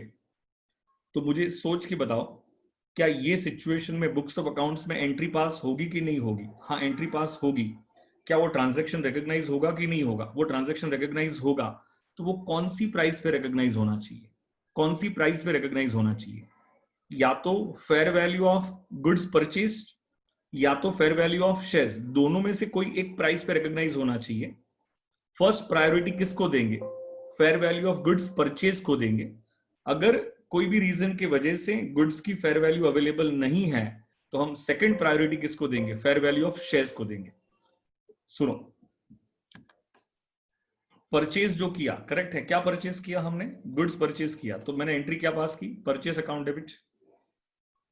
कितने पे रिकॉग्नाइज किया, 5 लाख रुपीस पे रिकॉग्नाइज किया, और 5 लाख रुपीस क्या है, fair value of raw material है, फेयर वैल्यू ऑफ गुड्स है। अगर आपके पास गुड्स की फेयर वैल्यू अवेलेबल है तो आप एंट्री, आप रिकॉग्निशन जो करोगे, एंट्री जो पास करोगे, एंट्री पास करने से रिकॉग्निशन होता है, आपका raw material as an expense books of accounts में रिकॉग्नाइज होता है, तो वो वैल्यू क्या होनी चाहिए, तो वो गुड्स की फेयर वैल्यू होनी चाहिए, रॉ मटेरियल की फेयर वैल्यू होनी चाहिए। और उसको हम 5 लाख के हमने गुड्स खरीदे, करेक्ट है, तो उसके अगेंस्ट में हम कौन से फॉर्म में पे कर रहे हैं, शेयर्स के फॉर्म में पे कर रहे हैं, और कितने शेयर्स इश्यू कर रहे हैं, 1000 शेयर्स इश्यू कर रहे हैं, और कितने वाले इश्यू कर रहे हैं, 480 वाले शेयर्स इश्यू कर रहे हैं। आप मेरी बात समझ पा रहे कि नहीं समझ पा रहे हो, लेकिन 480 तो शेयर्स की फेयर वैल्यू है, हमने हमने कौन सी वैल्यू पे रिकॉग्नाइज कर लिया है उसको, 5 लाख पे रिकॉग्नाइज कर लिया है। तो बताओ, इक्विटी शेयर कैपिटल जब हम क्रेडिट करेंगे तो 10 रुपया अगर फेस वैल्यू होगी, तो क्या 1000 मल्टीप्लाई बाय 10 क्या इक्विटी शेयर कैपिटल में चला जाएगा क्या, तो बाकी का 490 मतलब 1000 मल्टीप्लाई बाय 490 ये किस में चला जाएगा, सिक्योरिटी प्रीमियम में चला जाएगा। मैं कह रहा हूं कि नहीं समझ में आ रहा है तो पैनिक होने की जरूरत नहीं है, क्योंकि मैं चाहूं तो उसके बहुत डिटेल में जाके धीरे धीरे समझा सकता हूं, लेकिन कोई मतलब नहीं बनेगा। बात समझ पा रहे हो कि नहीं समझ पा रहे हो, अगर गुड्स की फेयर वैल्यू अवेलेबल है तो आप रिकॉग्नाइज जो करोगे, ये एंट्री जो पास करोगे वो गुड्स की फेयर वैल्यू से ही एंट्री पास करनी है। तो वो जो था परचेस अकाउंट जो डेबिट हुआ, वो किसकी फेयर वैल्यू से डेबिट हुआ है, वो गुड्स की फेयर वैल्यू से डेबिट हुआ है। लेकिन जस्ट इन केस अगर गुड्स की फेयर वैल्यू अवेलेबल नहीं है, तो ये सिचुएशन में आप जो रिकॉग्नाइज करोगे वो किससे रिकॉग्नाइज करोगे, परचेस अकाउंट को फेयर वैल्यू ऑफ शेयर से। किससे रिकॉग्नाइज करोगे, फेयर वैल्यू ऑफ शेयर से। तो मुझे बताओ, अब जो रिकॉग्नाइज हुआ, तो सोच के बताओगे क्या रिकॉग्नाइज हुआ, क्या वो 4,80,000 पे रिकॉग्नाइज हुआ, ऊपर जो रिकॉग्नाइज किया था वो किस पे रिकॉग्नाइज किया था, 5 लाख पे रिकॉग्नाइज किया था, हाँ 5 लाख पे रिकॉग्नाइज किया था। तो equity settled share based payment में, equity settled share based payment में आप जब एंट्री पास करोगे, तो ये सिचुएशन में हम सबसे पहले गुड्स की फेयर वैल्यू लेंगे। अगर कोई रीजन की वजह से गुड्स की फेयर वैल्यू अवेलेबल नहीं है तो हम एंट्री किससे पास करेंगे, हम एंट्री पास करेंगे फेयर वैल्यू ऑफ शेयर से एंट्री पास करेंगे। डाउट है तो पूछोगे बेटा, डाउट है तो पूछोगे।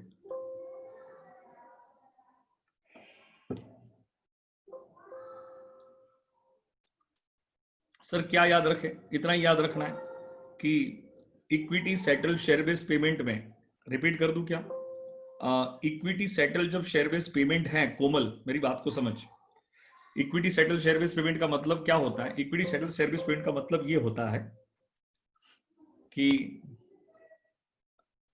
मैंने रॉ मटेरियल परचेज किया, करेक्ट है, purchase of raw material from a supplier and payment made by issue of 1000 equity shares. तो भाई हम 1000 इक्विटी शेयर्स के फॉर्म में उसको पे करेंगे, तो हमें बुक्स ऑफ अकाउंट्स में रिकॉग्निशन भी तो करना होगा ना। अरे तू सैलरी का पेमेंट करेगी, ठीक है, तो बुक्स ऑफ अकाउंट्स में सैलरी रिकॉग्नाइज भी तो होगा ना। तो जब सैलरी रिकॉग्नाइज होगा तो बोल एंट्री क्या पास करते हैं, सैलरी टू कैश, तो उसके लिए एक वैल्यू तो चाहिए, चाहिए कि नहीं चाहिए। तो बस बात वो यहाँ मुद्दा वही है, पॉइंट यही है, पॉइंट क्या है कि पॉइंट यही है कि हम एंट्री कौन सी वैल्यू से पास करें। हमारे पास दो फेयर वैल्यू अवेलेबल है, एक तो रॉ मटेरियल की भी फेयर वैल्यू अवेलेबल है, शेयर्स की भी फेयर वैल्यू अवेलेबल है। तो हम एंट्री कौन सी प्राइस पे पास करें, हम एंट्री पहली प्रायोरिटी किसको देंगे, अगर हमारे पास रॉ मटेरियल की फेयर वैल्यू अवेलेबल है तो हमारी पहली प्रायोरिटी क्या होगी, रॉ मटेरियल की फेयर वैल्यू से ही एंट्री पास करेंगे। तो परचेस अकाउंट डेबिट करेंगे, वो कितने से डेबिट करेंगे, 5 लाख से डेबिट करेंगे। अग्रीड कोमल, किससे डेबिट करेंगे, 5 लाख से डेबिट करेंगे। तो बताओ 5 लाख से डेबिट करेंगे तो उसको शेयर मतलब 5 लाख के अगेंस्ट में शेयर इश्यू करना है। तो शेयर इश्यू करेंगे तो कल सिखाया था, कल क्या सिखाया था इक्विटी शेयर कैपिटल कौन सी वैल्यू से क्रेडिट होता है, फेस वैल्यू से। कौन सी वैल्यू से क्रेडिट होता है, फेस वैल्यू से। तो इक्विटी शेयर कैपिटल में कौन सी वैल्यू आएगी, फेस वैल्यू आएगी। 10 रुपया मैंने अज्यूम कर लिया है कोमल, कल कंफ्यूज हो रही थी तो। और बाकी का 4,90,000 कहां चला जाएगा, सिक्योरिटी प्रीमियम में चला जाएगा, खत्म। लेकिन अगर आपके पास ये अवेलेबल नहीं है, fair value of raw material available नहीं है, तो ये सिचुएशन में आप जो परचेस अकाउंट डेबिट करोगे वो किससे डेबिट करोगे, फेयर वैल्यू ऑफ शेयर से डेबिट करेंगे। तो बताओ मैंने किससे डेबिट कर दिया? फेयर वैल्यू ऑफ शेयर से डेबिट कर दिया। अब समझ में आया क्या कोमल तुझे यहाँ पे? तो इक्विटी शेयर कैपिटल तो फेस वैल्यू से ही जाएगा, तो बाकी का क्या 4,70,000 क्या सिक्योरिटी प्रीमियम में चला जाएगा क्या यहाँ पे? अब कोई डाउट है तो पूछ बेटा। ठीक है, बात समझ में आ गई क्या यहाँ पे? कोई दिक्कत है इसमें? एनीवे आपके स्टडी मटेरियल में ऐसा कोई भी एग्जाम्पल नहीं लिया, लेकिन मैंने एग्जाम्पल लेके समझाने की कोशिश की है। इस तरह से होगा। अब देखना, मेरी बात को सुनना, क्या लिखा हुआ है। When we purchase goods against share based payment, ध्यान से सुनना मैंने क्या लिखा है। जब हम गुड्स परचेज करते हैं against share based payment, we will record at fair value of goods. पहली प्रायोरिटी हम किसको देते हैं? रिकॉर्डिंग की प्रायोरिटी पहली किसको देते हैं? फेयर वैल्यू ऑफ गुड्स को देते हैं।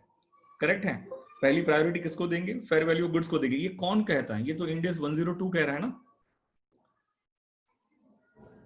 ऐसा कौन कह रहा है? इंड AS 102 कह रहा है। But fair value will be of which date? Fair value कौन से डेट की? ये एक मुद्दा आ गया। फेयर वैल्यू कौन से डेट की? ये एक मुद्दा आ गया। देखो पॉइंट क्या क्या था, समझो पहले। फेयर वैल्यू कौन सी लेनी है, ये पॉइंट तो हमने क्लियर कर लिया। कौन सी लेनी है? फेयर वैल्यू ऑफ गुड्स लेंगे और फेयर वैल्यू ऑफ शेयर्स लेंगे, लेकिन फर्स्ट प्रायोरिटी क्या आएगी? फेयर वैल्यू ऑफ गुड्स आएगा। लेकिन अगर कोई रीजन की वजह से वो गुड्स का मार्केट ही अवेलेबल नहीं है तो उसकी फेयर वैल्यू नहीं निकाल पाएंगे। तो ये सिचुएशन में हम क्या लेंगे? फेयर वैल्यू ऑफ शेयर्स ले लेंगे। लेकिन फेयर वैल्यू कौन सी डेट की लेनी? That is the question mark. क्या डेट ऑफ एग्रीमेंट की फेयर वैल्यू ले? क्या डेट ऑफ एक्विजिशन की फेयर वैल्यू ले? कि डेट ऑफ ओनरशिप ट्रांसफर की फेयर वैल्यू ले? तीन बातें आ गई यहां पे कि डेट ऑफ एग्रीमेंट की फेयर वैल्यू ले, जिस डेट पे एग्रीमेंट हुआ था उस डेट की फेयर वैल्यू ले। क्या डेट ऑफ एक्विजिशन, जिस डेट पे गुड्स आए थे, क्या उस डेट की फेयर वैल्यू ले? या जिस डेट पे हमने ओनरशिप ट्रांसफर की थी उस डेट की फेयर वैल्यू ले? तो इंड AS 102 क्या कहता है कि उस डेट की फेयर वैल्यू लेना जिस डेट पे entity received substantial risk and reward. Entity received substantial risk and reward, और सब्सटेंशियल रिस्क एंड रिवॉर्ड का मतलब होता है ओनरशिप। मतलब जब एंटिटी को ओनरशिप मिलेगी उस डेट पे जो फेयर वैल्यू होगी, उस फेयर वैल्यू से हम क्या करेंगे? रिकॉर्ड करेंगे। क्या करेंगे? रिकॉर्ड करेंगे। आई hope you get my point very clear. आपको मेरी बात समझ में आ रही होगी। कोई दिक्कत वाली बात है क्या बच्चों? अगर आपके दिमाग में अगर ये क्वेश्चन आता है कि सर गुड्स और सर्विसेज की फेयर वैल्यू हम क्यों लेते हैं? क्योंकि गुड्स और सर्विसेज की फेयर वैल्यू मार्केट में रेडिली अवेलेबल होती है, उसको फाइंड करने में दिक्कत नहीं आती है। इसीलिए हम सबसे पहले किसकी फेयर वैल्यू को लेते हैं? गुड्स और सर्विसेज की फेयर वैल्यू को लेते हैं। Logic is very simple, because we decide first how much we need to pay, then in which form we need to pay, ये हम डिसाइड करते हैं। And fair value is not readily available, then choose other ways. ये समझा? ये याद नहीं रखेगा तो चलेगा, छोड़ो उसको, ये कंफ्यूज कर देगा। अब देखो मैं कंक्लूड करता हूं वापस।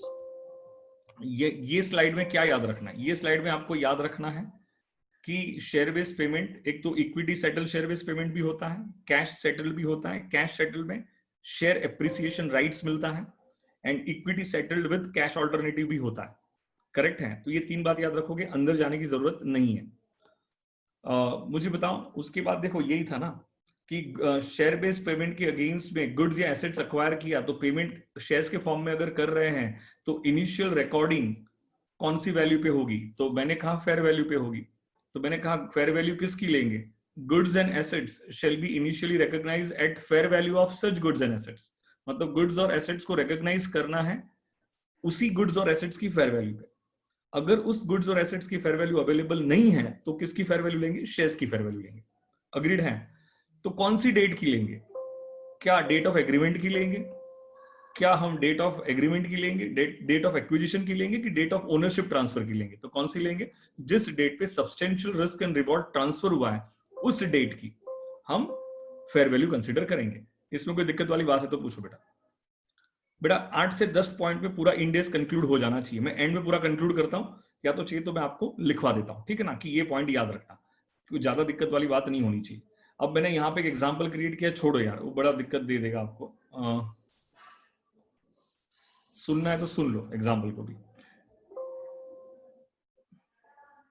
नहीं छोड़ दो, मैंने आपको बता दिया, लीव इट यार, ये एग्जाम्पल छोड़ दो। मैंने आपको एनीवे शेयर कर दिया है सारी बातें कि कौन सी डेट की, वही है ये पूरा झमेला, वही है कि कौन सी डेट की आप फेयर वैल्यू कंसीडर करोगे? एग्रीमेंट डेट की, कंसिडरेशन डेट की, कि ट्रांसफर ऑफ टाइटल डेट की? तो टाइटल डेट का मतलब क्या? अभी यहाँ पे कोई प्रॉपर्टी की बात की है, टाइटल डेट मतलब ओनरशिप ट्रांसफर की जो डेट होगी उस डेट की हम क्या लेंगे? फेयर वैल्यू लेंगे। तो इन शॉर्ट फेयर वैल्यू तो लेनी है, लेकिन कौन से डेट की लेनी है? जिस डेट पे हम ओनरशिप ट्रांसफर करते हैं या जिस डेट पे substantial risk and reward receive होता है या पे करते हैं, तो उस सिचुएशन की हम क्या लेंगे? फेयर वैल्यू कंसीडर करेंगे। ठीक है, तो उसके इसमें नहीं जाता हूं। अभी ये जो बता रहा हूं ये बहुत इंपॉर्टेंट है। बताओ, कल मैंने ग्रैंड डेट का मीनिंग बताया था। ग्रैंड डेट का मतलब क्या होता है? किसी को याद आ रहा है क्या?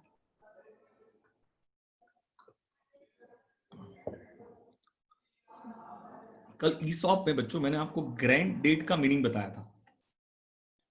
नहीं यार, ओनरशिप डेट थोड़ी कुछ भी, राहुल यार बकवास कर रहा है यार, फालतू बकवास। राहुल, मैंने कल आपको ग्रैंड डेट का मीनिंग बताया था। Grant date is defined as the date on which the company and employees agree to terms of an employ share based payment plan. Grant date याद आ रहा है क्या?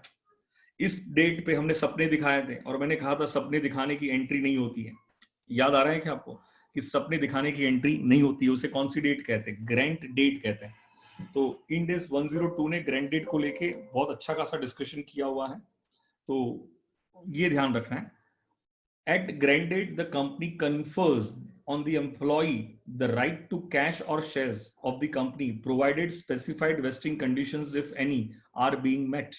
I don't think so कि मुझे इस पे कोई explanation देने की जरूरत होनी चाहिए बेटा, ये समझ में आया होगा। पैरा क्या लिखा है? At grant date, company confers the employee the right to cash. अभी देखो ना, कैश से बताओ, कैश सेटल ये रहा ना, ये वाला जो है कहाँ गया? Cash settle share based payment में किसकी गारंटी दे रहे हैं? कैश की गारंटी दे रहे हैं कि अगर शेयर प्राइस इंक्रीज हो गई तो हम आपको डिफरेंस किसके फॉर्म में दे देंगे? शेयर्स के फॉर्म में दे देंगे। तो वही तो लिखा हुआ है, वही तो यहाँ पे लिखा हुआ है कि उस डेट पे जो एग्रीमेंट होता है, grant date is defined as the date on which company और एम्प्लॉय क्या करते हैं? एग्रीमेंट साइन करते हैं। मतलब कंपनी एम्प्लॉय को सपने दिखाती है कि अगर तू इतने साल काम करेगा और साथ में परफॉर्मेंस भी देगा, टारगेट भी अचीव करेगा, तो हम इतने के शेयर्स इतने में दे देंगे। या तो 50 रुपए के शेयर्स आज हैं, अगर उसकी प्राइस इंक्रीज हो गई, उसकी क्या इंक्रीज होगी? प्राइस इंक्रीज हो गई, तो वो जो इंक्रीज्ड प्राइस है वो हम आपको कैश में दे देंगे।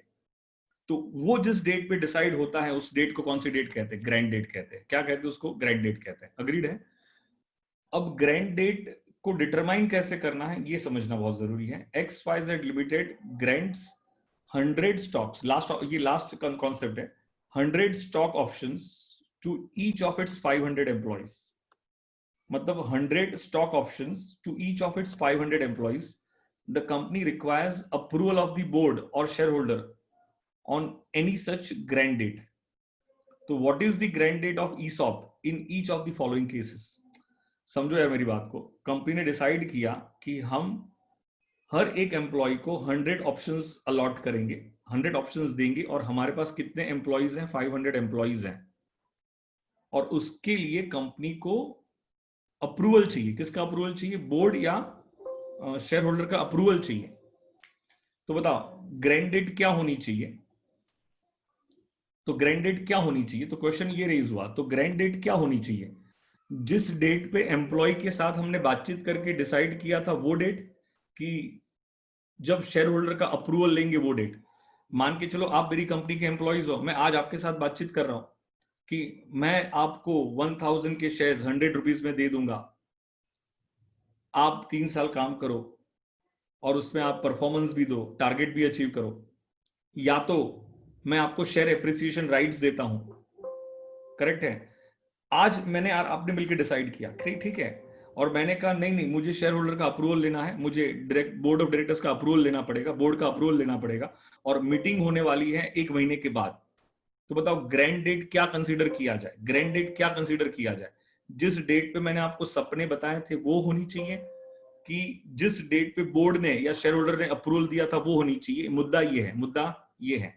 तो इंड एस 102 क्या कहता है इसके बारे में ध्यान से देना। Company communicates awards to employees first and followed by boards and shareholders approval.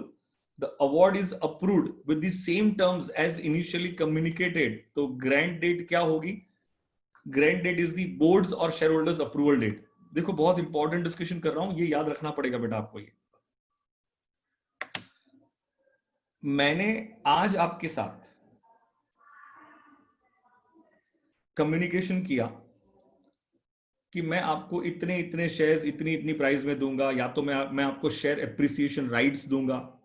आज किया कम्युनिकेट, ठीक है। बोर्ड मीटिंग 1 महीने के बाद हुई। बोर्ड मीटिंग कब हुई? शेयर होल्डर की मीटिंग कब हुई? 1 महीने के बाद हुई। वो बोर्ड मीटिंग में इस पर्टिकुलर डेट पे जो भी टर्म्स एंड कंडीशन डिसाइड हुई थी, अगर वो टर्म्स एंड कंडीशंस यहां पे चेंज नहीं होती है, तो ये सिचुएशन में ग्रैंड डेट क्या होगी? ये सिचुएशन में ग्रैंड डेट क्या होगी? यहां पे लिखा हुआ है, grant date is the board's और शेयर होल्डर्स अप्रूवल डेट। याद रखना पड़ेगा। समझ में आया है तो हाँ बोलोगे, नहीं समझ में आया तो ना बोलोगे। समझ में आया है तो हाँ बोलोगे, नहीं समझ में आया तो ना बोलोगे। फटाफट क्लियर हुआ कि लास्ट कॉन्सेप्ट अभी खत्म हो गया, और मैं कंक्लूड करके दे देता हूं कितना याद रखना है। बाकी बच्चों को समझ में आया कि नहीं आया बेटा? फटाफट।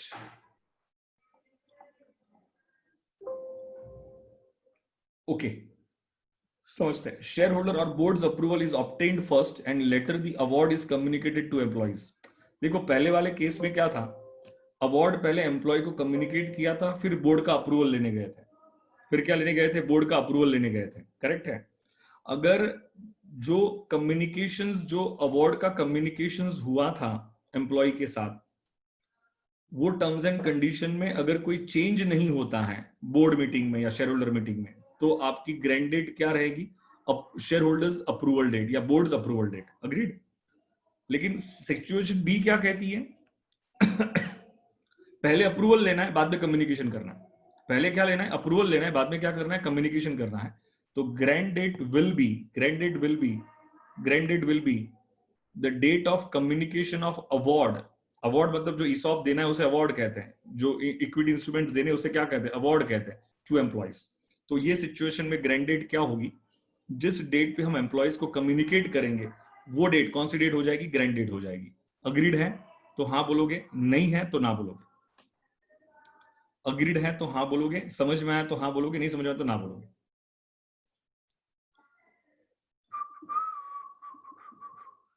ठीक है, बच्चे बोल रहे ठीक ठाक, बच्चों को समझ में आ ही रहा है। Situation C, the award is communicated to individual employees, but when it goes to shareholder or board for approval, the shareholder or board change the original award। मतलब जो original terms and condition decide हुआ था उसको change कर दिया from how it was originally communicated. मतलब जैसे originally communicated हुआ था उससे क्या कर दिया? चेंज कर दिया। The entity then communicates new terms to employees. तो एंटिटी क्या करेगी? अब न्यू टर्म्स क्या करेगी? एम्प्लॉय को कम्युनिकेट करेगी। तो grant date is the subsequent communication date to employees, as this is the date when company and its employees have shared an understanding of the terms and conditions of the ESOP plan। terms and conditions of the ESOP plan मैं समझा दूं, बहुत simple सी बात है। पहले employ के साथ communicate किया, ठीक है। मतलब पहले किसके साथ बातचीत हो रही है? एम्प्लॉय के साथ। पहले अवार्ड किसको कम्युनिकेट किया? एम्प्लॉय को कम्युनिकेट किया। फिर गया है बोर्ड मीटिंग में, बोर्ड ने कहा नहीं नहीं, आपने जो टर्म्स एंड कंडीशन दिया है वो हमें मंजूर नहीं है, टर्म्स एंड कंडीशन को ऑल्टर करो। तो बोर्ड ने क्या कर दिया? टर्म्स एंड कंडीशन ऑल्टर कर दिया। फिर क्या करने? टर्म्स एंड कंडीशन जो ऑल्टर किया वो कम्युनिकेट तो करनी पड़ेगी ना वापस एम्प्लॉइज को जाके। तो वापस एक और डेट पे गए और एम्प्लॉइज को कम्युनिकेट किया। तो जिस डेट पे एम्प्लॉइज को revise terms and conditions communicate की होगी, that date will be the grant date.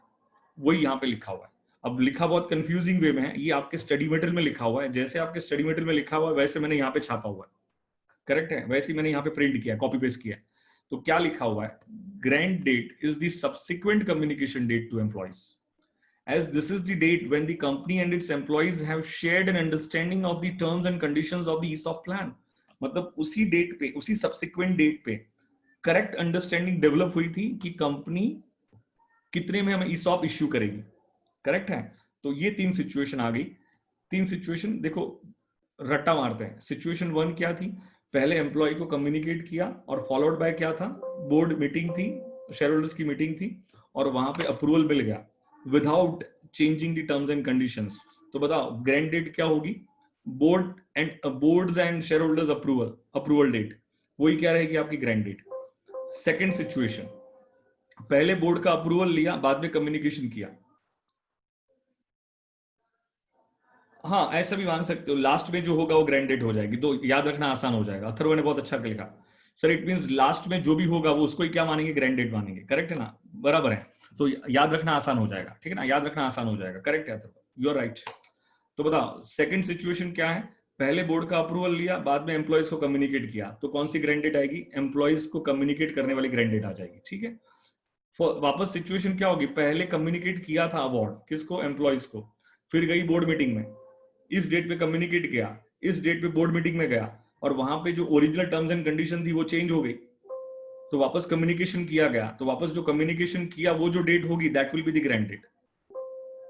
खत्म, इन डेज 102 डन, ओवर। लेकिन कितने पॉइंट्स आपको दिमाग में फिट करने हैं ये मुझे बताओ। Selected 7 to 8 points, that's it, उसके अलावा कुछ याद नहीं रखना, कुछ याद नहीं रखना। एंड अश्योर्ड इंडेस 102 पे प्रैक्टिकल क्वेश्चंस नहीं आएंगे, जो प्रैक्टिकल क्वेश्चंस आने हैं वो किस पे आएंगे, ईसॉप पे आएंगे। ये समझ में आया क्या, इंडेस 102 पे जो भी आएगा वो क्या आएगा, आपका थियोरेटिकल डिस्कशन आएगा। मेरा लेक्चर भी कंप्लीट हुआ है, कंप्लीट होने के तुरंत बाद वो 5-10 पॉइंट लिख लो जो मैंने बोला ना कि ये पॉइंट इंपॉर्टेंट है, और बस उतना ही देखना है, इतना ही समझना है, उससे ज्यादा नहीं करना है। ठीक है, अब डाउट है तो पूछोगे फटाफट। क्लियर है तो हाँ बोलोगे, डाउट है तो पूछोगे।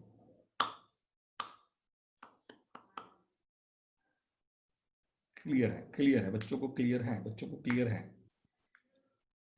अभी है ना, इन लोगों ने मेरे लिए इतना टफ कर दिया ना, मतलब कम्युनिकेट करना। इंडेस 32 भी, इंडेस 33 भी दिया हुआ है, और वो ईपीएस पे, अर्निंग पर शेयर पे है, और पूरा इंडेस प्रैक्टिकल है, और उसको एक पेज में थियोरेटिकल डिस्कशन करके छोड़ दिया।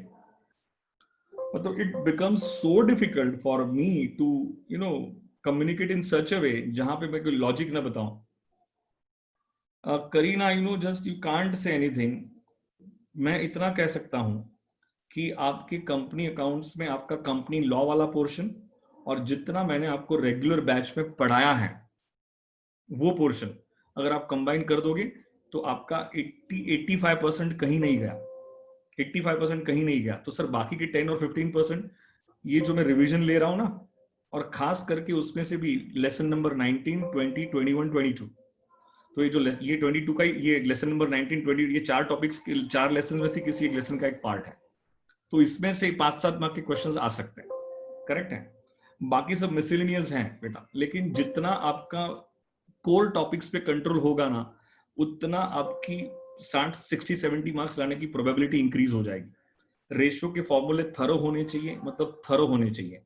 हर दिन रेशियो के फॉर्मूले रिवाइज होने चाहिए, मतलब रिवाइज होने चाहिए, तभी जाके रेशियो पे कंट्रोल आएगा, अदरवाइज रेशियो पे कंट्रोल नहीं आएगा।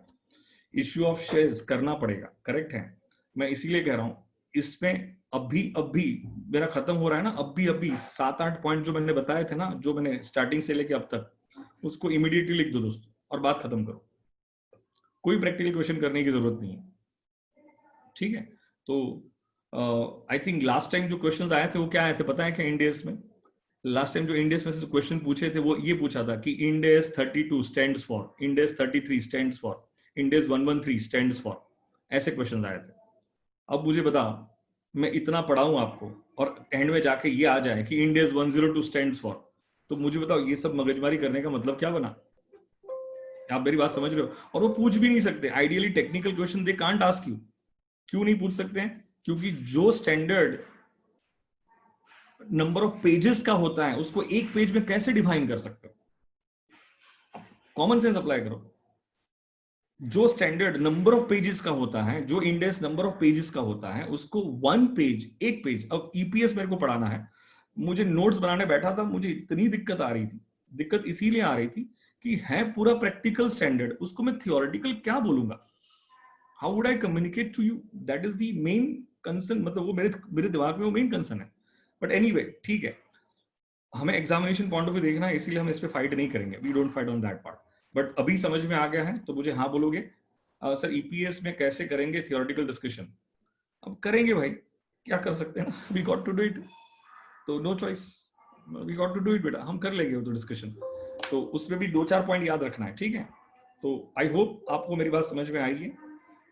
सीए में बेटा डरना मत, इतना ही कहूंगा, डर निकाल लो, कॉन्फिडेंस से काम करो। बार बार कहता हूं, main topics main topics main topics, issue of shares, redemption of preference shares and debentures का मैं वापस एक थरो रिवीजन लेने वाला हूं along with MCQs. Issue of shares कभी कोई भी एंगल से इग्नोर नहीं कर सकते हो आप। मैं उसकी डेट अनाउंस कर दूंगा और टाइमिंग भी अनाउंस कर दूंगा। 2 या 3 दिन लगेंगे मुझे, लेकिन मैं चाहता हूं कि उसके पहले ये सब छोटे मोटे टॉपिक्स खत्म कर दो। तो guys, will see you tomorrow. Stay safe, दिल से पढ़ाई करोगे,